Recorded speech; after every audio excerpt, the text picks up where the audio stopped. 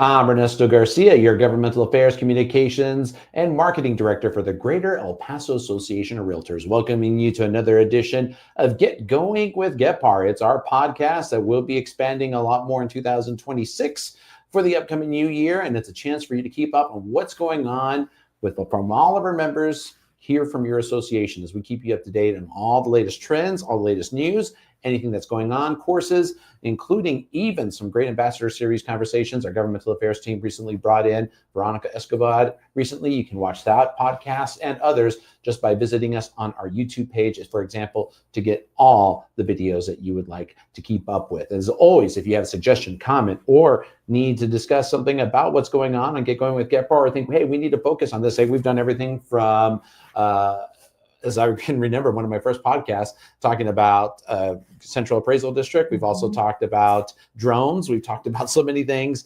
We can get involved with that. All you got to do is, once again, go to our website, elpasotx.com. It's right there next to me. I think it's on that side of my shoulder there. I got to remember what that QR code is to keep up with your association. And of course, remember, we want you to join and be a part of our committees. Signups have already begun. Go to your info hub, get signed up, and be ready to go. And as always, myself and Tony Delgado look forward to hearing your conversations. Sometimes Tony's going to be hosting. We'll have different hosts heading up into next year as we want to make sure we highlight you, our members, the most important part of why GEPAR and the association continues. And this week's Get Going with GEPAR, we're reflecting back at a year of 2025. It seems like we just blinked and it is gone already. Yeah. And just like that, our 2025 President Thelma Briffa is here to reflect about it. Thelma, did it go that fast? Did we seriously move that quick? It went really fast. At the beginning of the year, I was a little bit nervous of all the things we had to take care of, and just going from meeting to meetings and events, and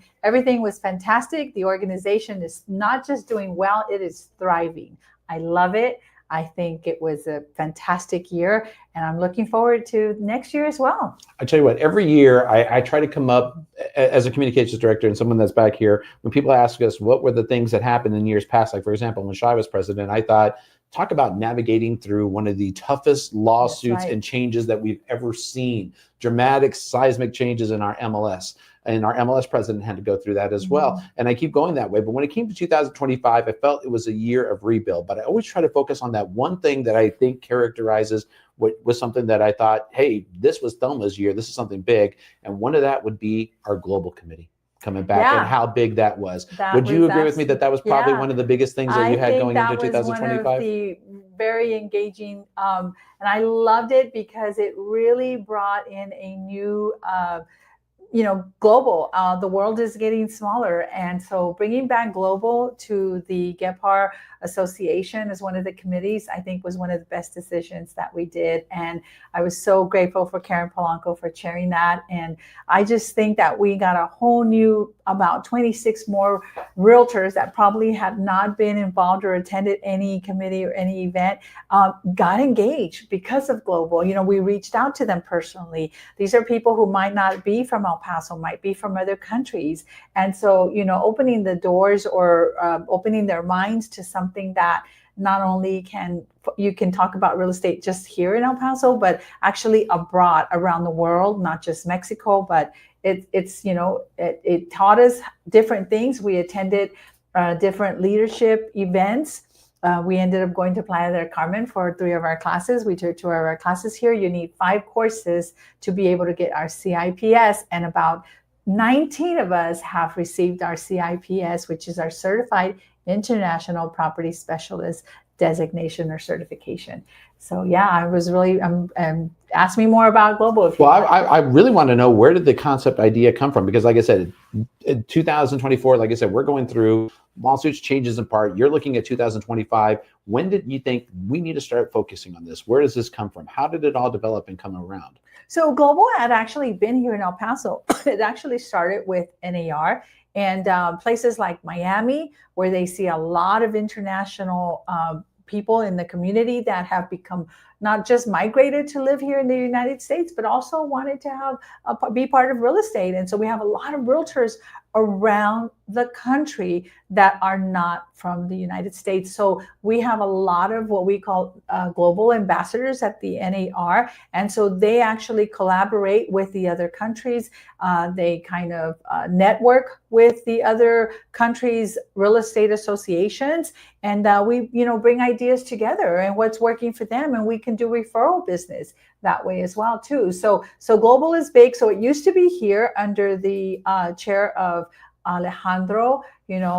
He's passed now, so we feel for him, but yeah, and he was great, and he brought global to El Paso. And then during COVID, I think we kind of lost it. It went away for a couple of years, and so again we brought it back, and I'm so glad, because I think living in the border, we have our sister city now, Juarez, and working with AMPI Juarez and actually learning about AMPI and networking with them and networking with even AMPI throughout Mexico has been a fantastic.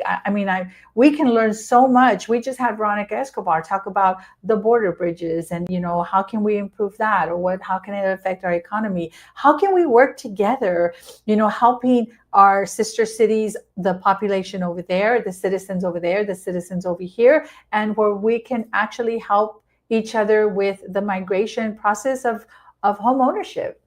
So we really enjoyed that, and I was excited about that. We got to meet with the president of AMPI, Maricela Science, and we did our MOU just a couple of months ago, and that was awesome to do that as well.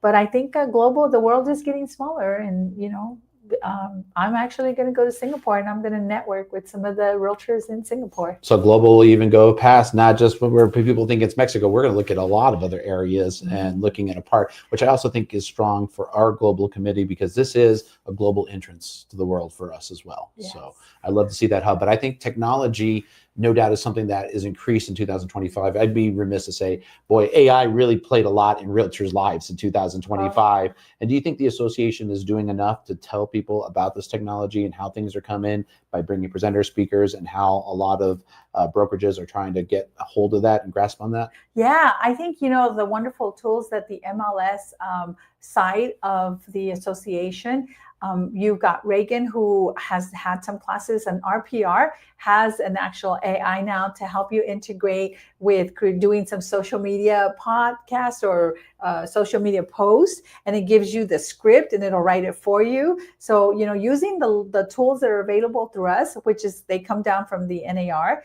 And also we had Micah at our education day, and it was focused on AI, and she was just sharing all these tools for the realtors to use that will help them with their real estate and make it their real estate transactions easier, smarter. It's a long way from when I started real estate. We had to create our own ads, on paper. And so now you just can get still photos, and they'll create a video for you. So yeah, AI, and it's changing. And now we've got ChatGPT, and now I heard a new one called AOI.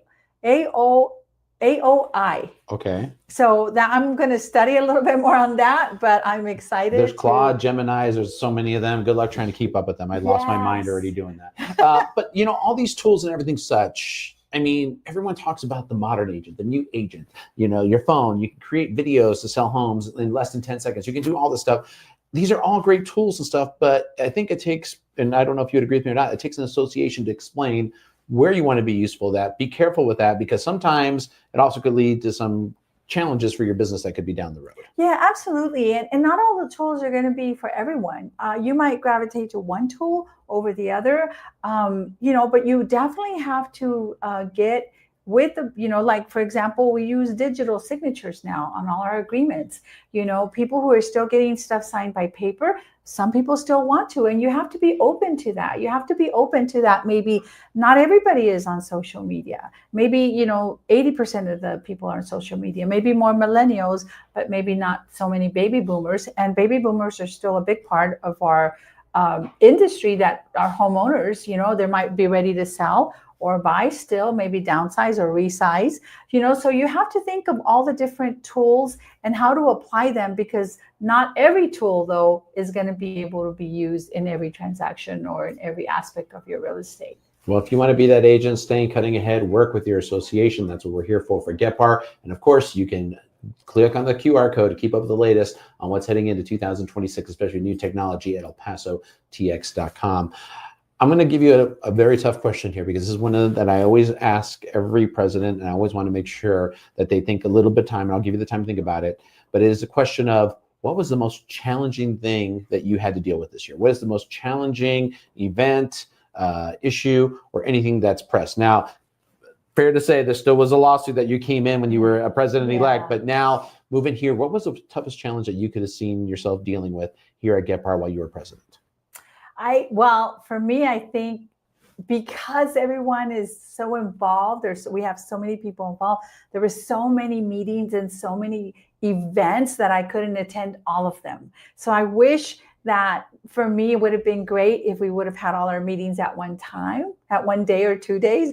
But I was kind of like coming back and forth, running back and forth from the office to attend as many. I wish I would have had more time to attend as many more that I did. But I think that was one of the challenging things for me. As far as for the industry, I think our board was great. Our executive has been great.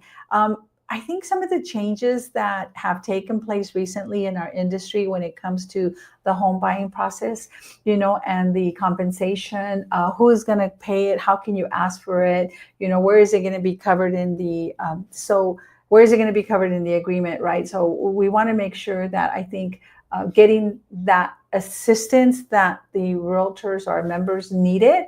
I think we did a good job. I think, had some classes here on that. Well, I tell you what, it's always hard with challenges, because I think they come in, but they also present opportunities. You talk about you wanted to beat everything. I mean, I think you lived here for about a quarter of your life of 2025, and here now. I think we should have an office for the president. Office for the president. But to put it in that perspective, that just shows you how big. Even though they say it's 3,000 members that are involved, you don't realize that when you have this many committees moving here, being at one event here, being one event there, one there, you basically, your life changes a lot to try to do it. But at the same time, it's also trusting the people that you put in place. You selected a lot of these committee leaders, and they rose up to that challenge. Yes, they did. They did a beautiful, wonderful job. And I am very, very proud of them. Every single one of them. We had, at one instance, one of them was thinking of resigning, but once we had a nice conversation with her, she thought about it and she stuck around and she did a beautiful job. For me, I think that I don't know. I think everybody did a wonderful job. I'll tell you what, a lot of challenges. I know one also that came up was the building task force. A lot of people know that we've grown. And this is that perception. Once again, you got 3,000, but look how much we're doing. Yes. Look, when you bring in Veronica Escobar, we still have some parking parts and everything. I think this committee got started. I know that the board has made some decisions on it. I wanted you to elaborate a little bit about it, to explain that, there's still options to look at, but also have to be realistic of where we are in the market and current trends now. Yeah. So when we're thinking about, where are we going to relocate our organization, and we have to think about our members. And we did a survey. I don't know if you remember, we did our survey. I remember. And our members are equally spread between the far west and the far east. And of course, we have some now in North El Paso, Northeast El Paso, what we've known it as. So we want to keep it strategically close to where we're at.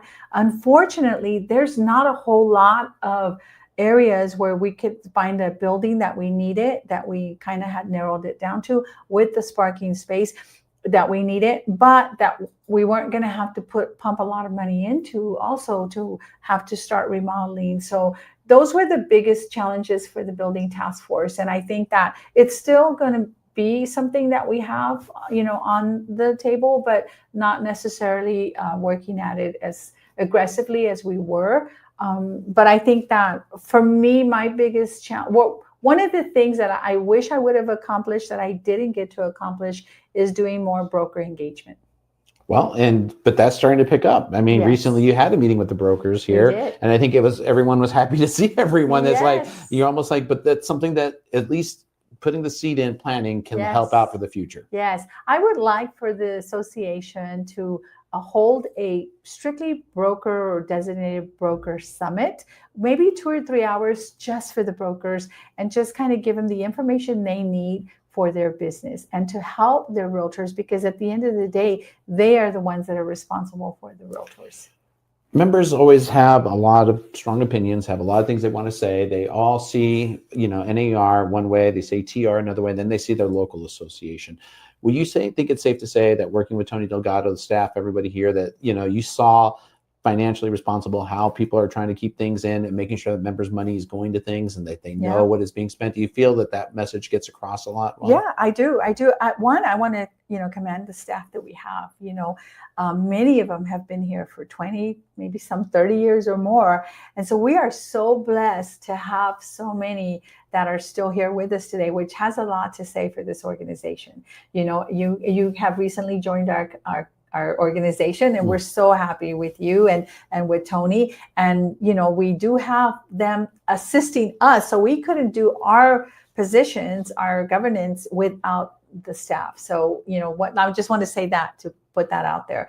But once we do have that, we do have our budget and finance. That is a mix of a group of volunteers. Anybody can be involved, and you can come and learn to see how your funds or your investments are being spent. And yes, we stick to a budget, and we try to really hold tight to that budget and not go over expenditures that weren't set in the original budget. And of course, you can see that breakdown. We put a video for it. You see it in the newsletters, and you see it. That's also on our videos to know where your dollars go. Always don't be afraid to come talk to your association, get everything you need done. Just don't worry about getting a lockbox and everything else. Stop by, get involved, be involved. Thelma, being a part of seeing what happens at NAR and TAR, how important it is for a realtor to understand the benefits that it is with NAR and TR and how that helps their business? What I love about the being part of NAR and Texas Realtors is that you have a support group, we are behind an organization who has been around for almost 100 years, who have made mistakes, yes, but they've learned from those mistakes, and they keep evolving and getting better and getting better. And they have a wealth of a community of employees, of volunteers that are working together for our industry, for us. So when I feel like that I have all that backing, that or support, or that I belong to this organization of 1.4 million members, that makes me really proud, and that makes me feel safe that, okay, we're still, we're not alone.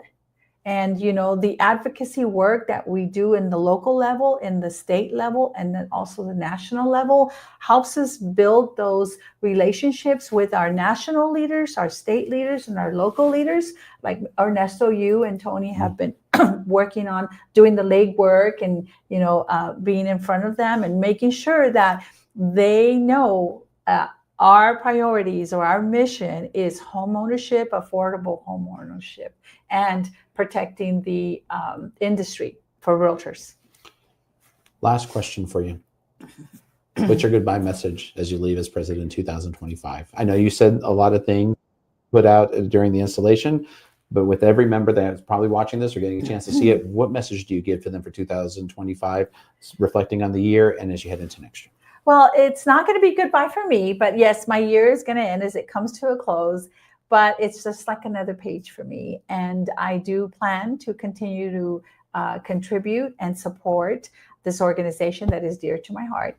I've been a member now for 31 years, and I have been involved. I started out at the Builder Realtor Committee because real estate in the building industry or new construction is really passionate to me. That's my niche, so I love new construction, but I am planning to continue to stay on, or maybe I am the part of the 2026 Global Committee at the Texas Realtors, and I will be the NAR director for the association. So nothing's going to stop, right? No, I thought it was, but no, I really not going to let you leave then. Is that all right?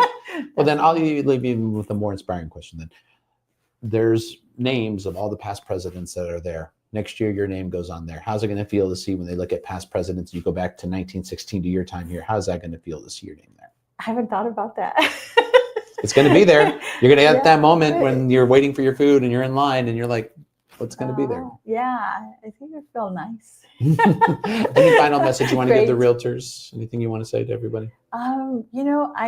I hope that, leadership is great, and it's never a solo, as I mentioned in my speech. It's a collaboration of a lot of people. I had a great support group. My Better Homes and Gardens Real Estate Elevate realtors supported me through this whole, because I was gone a lot, and I wasn't able to answer my phone all the time for them. So, and then also my husband and my family, they supported me. But if you get involved, it's not only going to change your life, but you might change someone else's life. So I really encourage everyone to get involved. And I promise you, it's not going to hurt your business. You're just going to get to meet more wonderful people and be part of this, what I call the Realtor family of El Paso. Thelma Briffa, your 2025 GEPAR President, joining us on this week's Get Going for GEPAR. Join us next week as we'll continue to tell you what's going on in our industry and give you the very latest. As always, make sure to share the videos on social medias, all the platforms. All the videos are online on our YouTube channel. More will continue. And of course, we'll talk with you then. Any questions or anything, you can email me anytime at egarcia@gepar.org. That's egarcia@gepar.org. That does it for this week's Get Going with GEPAR, right by you. A GEPAR original production.